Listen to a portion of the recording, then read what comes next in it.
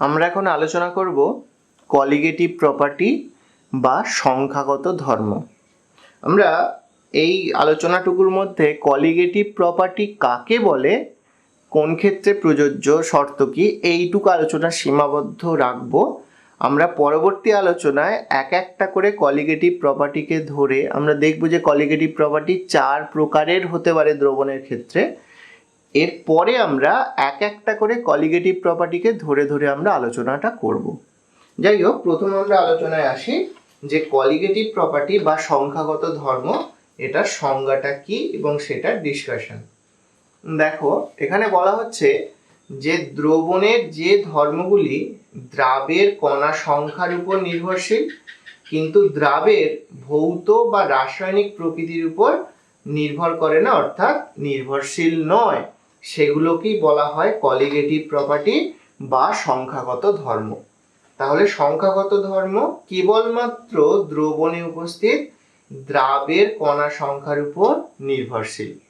এখানে আরো একটা কথা বলার আছে, সেটা হচ্ছে এখানে কিন্তু দ্রাব যেটা নেওয়া হবে সেই দ্রাবটার কিন্তু একটা বিশেষ বৈশিষ্ট্য থাকবে, একটা না বলে একাধিক বিশেষ বৈশিষ্ট্যের অধিকারী বলা উচিত, যেগুলো আমরা পরে দেখব যখন আমরা কলিগেটিভ প্রপার্টি কোন কোন ক্ষেত্রে প্রযোজ্য হয় সেটা দেখব।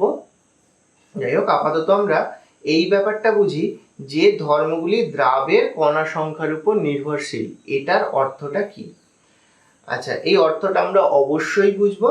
আমরা আর তার সঙ্গে 4টে বিষয় একটু জেনে রাখি যে দ্রবণের কোন কোন ধর্মকে আমরা কলিগেটিভ প্রপার্টি বা কলিগেটিভ ধর্ম, সংখ্যাগত ধর্ম বলে থাকি। সেগুলো হলো বাষ্পচাপের আপেক্ষিক অবনমন, relative lowering in vapour pressure, স্ফুটনাঙ্কের উন্নয়ন অর্থাৎ এলিভেশন ইন বয়লিং পয়েন্ট, হিমাঙ্কের অবনমন ডিপ্রেশন ইন ফ্রিজিং পয়েন্ট, আর ফোর্থ হচ্ছে অভিস্রবণ চাপ বা অসমোটিক প্রেশার। এই 4টে হলো 4টে কলিগেটিভ প্রপার্টি। দ্রবণের এই প্রপার্টিগুলোই হচ্ছে কলিগেটিভ প্রপার্টি নামে পরিচিত বা ধর্ম নামে পরিচিত। এইবারে আসি যে দ্রাবের কণা সংখ্যার উপর নির্ভরশীল কিন্তু তাদের প্রকৃতির উপর নয়, ভৌত বা রাসায়নিক প্রকৃতির উপর নয়, এটার অর্থটা কি?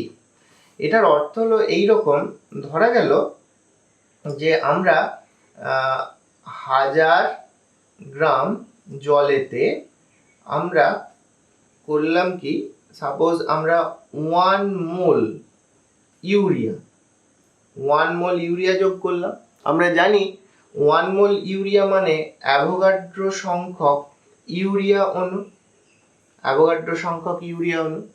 তাহলে এবারে এটার জন্য আমরা এই যে 4টে কলিগেটিভ প্রপার্টির কথা বলেছি, সাপোজ আমরা অভিস্রবণ চাপ, এই যে দ্রবণটা আমরা পেলাম এই দুটোকে মিশিয়ে, তাতে আমরা অভিস্রবণ চাপ পরিমাপ করলাম। এবং আমরা একটা বিষয় দেখব যে অভিস্রবণ চাপকে পরে আমরা জানবো পাই দিয়ে রিপ্রেজেন্ট করা হয়। সো পাই অফ ইউরিয়া এটা আমরা পরিমাপ করে রাখলাম। এইবার আমরা যেটা করব, একইভাবে ওই 1000 গ্রাম জল নেব, 1000 গ্রাম জলে 1 মোল ইউরিয়ার পরিবর্তে আমরা সাপোজ গ্লুকোজ যোগ করলাম। তাহলে আবার আমরা দেখলাম যে গ্লুকোজ 1 মোল নিয়েছি মানে তাতে অনুসংখ্যা ওই অ্যাভোগাড্রো সংখ্যা কি হবে। এই দ্রবণের আমরা অভিস্রবণ চাপ পরিমাপ করব একইভাবে আগের বারের মতোই। তো দেখব যে এখানে আমরা যেটা মানটা পেলাম, অর্থাৎ গ্লুকোজের জন্য যে পাই অর্থাৎ অভিস্রবণ চাপ এবং ইউরিয়ার জন্য যে অভিস্রবণ চাপ, সেই দুটোর মান কিন্তু হুবহু একই হবে। অবশ্যই যেহেতু এটা চাপ, সুতরাং একই টেম্পারেচারে পরিমাপ করতে হবে। আদার যে ভৌত যে কন্ডিশনগুলো হতে পারে সেগুলো সেম রেখে আমরা পরিমাপ করলে দেখব যে কলিগেটিভ প্রপার্টি দুটো একই হচ্ছে, কারণ তাদের কণা সংখ্যা একই। দুটো ক্ষেত্রেই অনুসংখ্যা তথা কণা সংখ্যা অ্যাভোগাড্রো সংখ্যক, সেজন্য উভয়ের যে ধর্ম, যেমন আমরা এটা অভিস্রবণ চাপের সাপেক্ষে বললাম, তারা একই হবে। এটা শুধু পাই এর ক্ষেত্রে অর্থাৎ অভিস্রবণ চাপের ক্ষেত্রে নয়, এই বাকি যে তিনটে এখানে কলিগেটিভ প্রপার্টির উল্লেখ করা হয়েছে তাদের জন্যও কিন্তু এই বিষয়টা কিন্তু অ্যাপ্লিকেবল। এবার আমরা দেখব যে কলিগেটিভ প্রপার্টি অর্থাৎ যে সংখ্যাগত যে ধর্ম সেটার শর্ত কি, মানে কোন ক্ষেত্রে দ্রবণ এই কলিগেটিভ প্রপার্টিটা মেনে চলবে, কি কি কন্ডিশন আছে আমরা দেখে নিই এবং তারপর আমরা এই সংক্রান্ত বিষয়ে আরেকটু আলোচনা করব। প্রথম হচ্ছে দ্রবণটি লঘু হতে হবে। শর্তের মধ্যে 1 নম্বর হচ্ছে দ্রবণটি লঘু হতে হবে।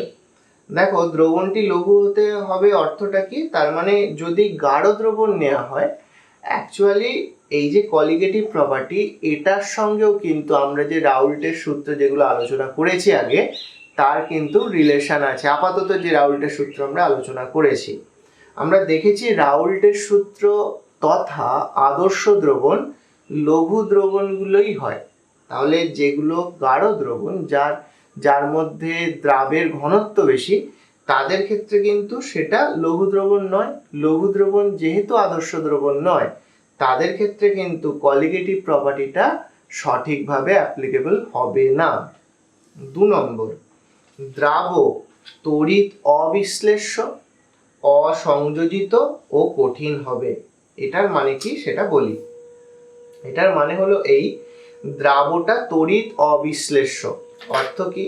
অর্থ হলো যে আমরা যদি NaCl এর ক্ষেত্রটা বিচার করি, NaCl এবং এটার জন্য যে দ্রাবক হিসাবে আমরা যদি জল H2O এটা দ্রাবক অর্থাৎ সলভেন্ট এবং দ্রাবক হিসাবে NaCl নেই, NaCl কিন্তু জলীয় দ্রবণে দ্রবীভূত হয়ে Na plus aqueous plus Cl minus aqueous এটা উৎপন্ন করে। তাহলে এটা কিন্তু তড়িৎ বিশ্লেষ্য হয়ে গেল। তাহলে তড়িৎ বিশ্লেষ্য হলে তাহলে কিন্তু এই যে শর্তটা সঠিকভাবে মানল না, অর্থাৎ NaCl এর জন্য NaCl এর জলীয় দ্রবণের জন্য আমরা সরাসরি কলিগেটিভ প্রপার্টি বা সংখ্যাগত ধর্মটা সরাসরি আমরা কিন্তু এটাকে কোরিলেট করব না বা এটাকে বিচার করব না, কারণ কন্ডিশনটা ফেল করছে, তড়িৎ অবিশ্লেষ্য NaCl নয় জলীয় দ্রবণের সাপেক্ষে। এবারে আসি অসংযোজিত। অসংযোজিতের অর্থ কি? কোনো কোনো অণু আছে যারা জলীয় দ্রবণে সংযোজিত অবস্থায় থাকে, যেমন জলীয় দ্রবণে বা অন্য কোনো দ্রাবকেও অবশ্যই হবে। যেমন একটা উদাহরণ দিচ্ছি, যেমন হচ্ছে benzoic acid C6H5COOH। Benzoic acid এটা যদি বেনজিন অর্থাৎ C6H6 এইটা সলভেন্ট হিসাবে কাজ করছে, এর মধ্যে যদি আমরা এতে যোগ করি অর্থাৎ বেনজিনে যদি বেনজোয়িক অ্যাসিডকে যোগ করি তাহলে বেনজিনটা dimer form benzoic অ্যাসিডটা dimer form করে, অর্থাৎ এটা C6H5COOH2 এরকম একটা ফর্ম করে। তো তাতে কি সমস্যা হবে না? সমস্যা হচ্ছে যেহেতু এটা অসংযোজিত অবস্থায় নেই, এটা সংযোজিত অবস্থায় থাকলো, তাই এরকম দ্রবণগুলোর ক্ষেত্রেও কিন্তু আমরা কলিগেটিভ প্রপার্টিকে সরাসরি অ্যাপ্লাই করতে পারবো না। অ্যাকচুয়ালি কেন অ্যাপ্লাই করতে পারবো না সেটার কারণটা অত্যন্ত সরল। এখানে বলা হচ্ছে যে দ্রাবের কণা সংখ্যার উপর নির্ভরশীল, কিন্তু খেয়াল করো কলিগেটিভ প্রপার্টি যেহেতু দ্রাবের কণা সংখ্যার উপর নির্ভরশীল, কিন্তু এখানে লক্ষ্য করে দেখো যে NaCl এটা কিন্তু বিয়োজিত হয়ে গিয়ে কণা সংখ্যা বাড়িয়ে তুলছে, আবার এই উদাহরণে বেনজোয়িক অ্যাসিড সংযোজিত হয়ে গিয়ে কণা সংখ্যা কমিয়ে দিচ্ছে। তাহলে কণা সংখ্যার যদি যেটা আমরা যতটা আমরা পরিমাপ করে NaCl বা বেনজোয়িক অ্যাসিড যোগ করব, যদি আমরা সেক্ষেত্রে দেখি যে কণা সংখ্যার হ্রাস বৃদ্ধি ঘটে ডিউ টু বিয়োজন বা সংযোজন, তাহলে কিন্তু আমরা সঠিকভাবে কলিগেটিভ প্রপার্টিটাকে অ্যাপ্লাই করতে পারবো না, যেহেতু এটা দ্রাবের কণা সংখ্যার উপর নির্ভরশীল একটা ধর্ম। আচ্ছা, 3 এবং কঠিন হবে, অর্থাৎ দ্রাবটাকে কিন্তু সবসময় কঠিনই হতে হবে যদি কলিগেটিভ প্রপার্টিকে অ্যাপ্লাই করতে হয়। 3 নম্বর পয়েন্ট, দ্রবণকে শীতল করলে হিমাঙ্কে কেবল দ্রাবক কঠিনে পরিণত হবে দ্রাব কঠিনে থাকবে না। এই ব্যাপারটা কি না, এটা আমরা একটা প্র্যাকটিক্যাল একটা উদাহরণ দিয়ে বিষয়টাকে বুঝতে পারি। কি প্র্যাকটিক্যাল উদাহরণ না, ধরা গেল যে আমাদের এখন গরমকাল চলছে এই মুহূর্তে, তো আমরা এই গরমকালে বাড়িতে ঠিক করেছি যে আমরা ওই যে ফেরিওয়ালারা বিক্রি করে মালাই বরফ বাড়িতে তৈরি করব।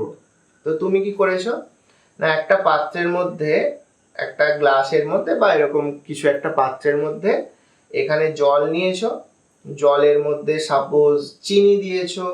হ্যাঁ, তাহলে এখানে জল আছে, জল, সুগার, চিনি দিয়েছো, সাপোজ সল্ট দিয়েছো, নুন দিয়েছো, দিয়ে এটাকে জমানোর চেষ্টা করলে, ফ্রিজের মধ্যে ভরে দিলে এবং জমানোর চেষ্টা করলে, দেখবে ফ্রিজের মধ্যে বেশ কিছুক্ষণ রাখার পর যদি খুব বেশি না ঠান্ডা করো, তাহলে একটা ঘটনা দেখতে পাবে যে বেশ কিছুক্ষণ রেখে দেওয়ার পর এখানে অল্প অল্প বরফ এর টুকরো অর্থাৎ কঠিন হয়েছে এটা তুমি বুঝতে পারবে, কিন্তু তার মধ্যে কিন্তু কিছু তরলও কিন্তু অবশিষ্ট থাকবে, পুরোপুরি মানে জমিয়ে ফেলেছো এমন অবস্থাটা নয়, এরকম একটা ধরবে। এখন যদি এই অবস্থায় এখান থেকে বরফের যে বরফগুলো আইসগুলো এখানে ফর্ম করেছে তার একটা টুকরো বের করে মুখে দাও, দেখবে ঠান্ডা তো অবশ্যই লাগবে, কিন্তু যেটা মেন খেয়াল করবে যে ওই বরফটা কিন্তু টেস্টলেস, অর্থাৎ সেটা মনে হবে যে শুধু জল দিয়ে ওই বরফটাকে তৈরি করা হয়েছে, কিন্তু তার মধ্যে যে সুগার বা সল্টটা দিয়েছো তার টেস্ট প্রায় ওই বরফের মধ্যে পাবেই না। কিন্তু যদি বরফগুলোকে দ্রুত তুলে নিয়ে বাকি যে জলীয় দ্রবণটা এখানে পড়ে থাকবে সেটাকে যদি খেয়ে দেখো, দেখবে তাতে অতি উচ্চ গাঢ়ত্বে সুগারের টেস্টও পাবে, সল্টের টেস্টও পাবে। অর্থাৎ তুমি যে প্রথমে দ্রবণটাকে জমাতে দিয়েছো তাতে যে সুগারের গাঢ়ত্ব, সল্টের গাঢ়ত্ব, তার তুলনায় পরে যে দ্রবণটা পাবে তাতে সুগার বা সল্টের গাঢ়ত্ব বেশি দেখতে পাবে। কেন এটা ঘটলো? কারণ এক্ষেত্রে যে ঘটনাটা ঘটেছে সেটা এইরকম যে যখন ওই তরলটা জমে বরফে পরিণত হয় তখন কিন্তু কেবলমাত্র দ্রাবকটা কঠিনে পরিণত হয়েছে, অর্থাৎ জলটা আইসে পরিণত হয়েছে, কিন্তু দ্রাব কঠিনে থাকবে না। মানে দ্রাব পদার্থ যেটা এখানে সুগার বা সল্ট যেগুলো কঠিন দ্রাব হিসেবে নিয়েছি, সেই সুগার বা সল্ট যে অবশিষ্ট যে দ্রবণ আছে সেই দ্রবণের মধ্যে থেকে যাবে, সে কিন্তু এই কঠিন দ্রাবকটার মধ্যে থাকবে না, সেটা এই অবশিষ্ট যে দ্রবণ আছে সেখানেই চলে আসবে। তাহলে এই রকম ক্ষেত্রগুলোতেই কিন্তু আমরা কলিগেটিভ প্রপার্টিটাকে সঠিকভাবে অ্যাপ্লাই করতে পারবো, যে ক্ষেত্রে দ্রবণকে শীতল করলে হিমাঙ্কে কেবল দ্রাবক কঠিনে পরিণত হবে, দ্রাবক কঠিনে পরিণত হবে না। তাহলে এটা আমরা কলিগেটিভ প্রপার্টির যে প্রাথমিক আলোচনা সেই আলোচনাটা আমরা করলাম। এরপরে আমরা এক একটা করে, অর্থাৎ বাষ্পচাপের আপেক্ষিক অবনমন, স্ফুটনাঙ্কের উন্নয়ন, হিমাঙ্কের উন্নয়ন এবং অভিস্রবণ চাপ, এগুলো আলাদা আলাদা করে আমরা আলোচনা করব।